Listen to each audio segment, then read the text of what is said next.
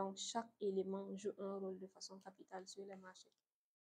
Donc, mais pour trader, on se base sur quel type de données? D'accord. Pour trader, on ne va pas se baser sur les bougies en question, mais plutôt sur l'évolution du marché. Vous voyez, par exemple, lorsque moi je prends cette paire, lorsque moi je vais vouloir trader, il y a les unités de temps. Lorsqu'on parle d'unités de temps, lorsqu'on regarde au niveau de la plateforme, vous allez voir c'est écrit M1, M5, M15, M30, H1, ainsi de suite. Donc, lorsque je vois par exemple M1, ça veut dire que c'est M1 représente une minute.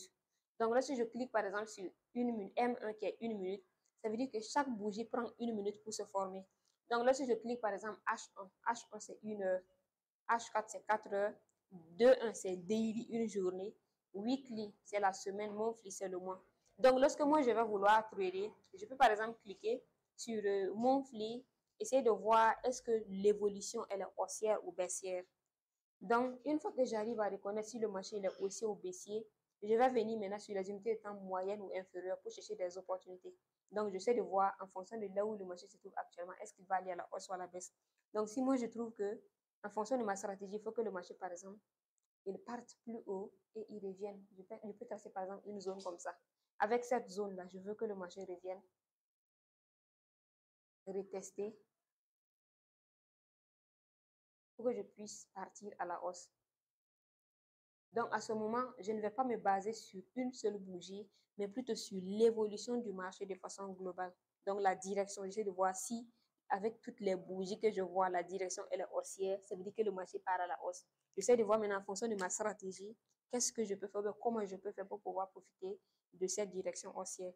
Donc, ça ne sera pas, on ne va pas se baser sur une seule bougie, mais plutôt sur le mouvement de façon, voilà, de l'ensemble de façon générale. Voilà. Donc, pour pouvoir faire l'analyse, lorsqu'on va pouvoir faire l'analyse du marché, lorsque je prends par exemple le graphique, je prends le graphique de façon globale. Vous voyez par exemple, lorsque je regarde juste ici, on voit le marché qui est là en train de faire comme ça. J'essaie juste d'imiter, c'est en moyenne, lorsque j'essaie de regarder ça là, c'est comme ça. Je vais essayer de, voilà.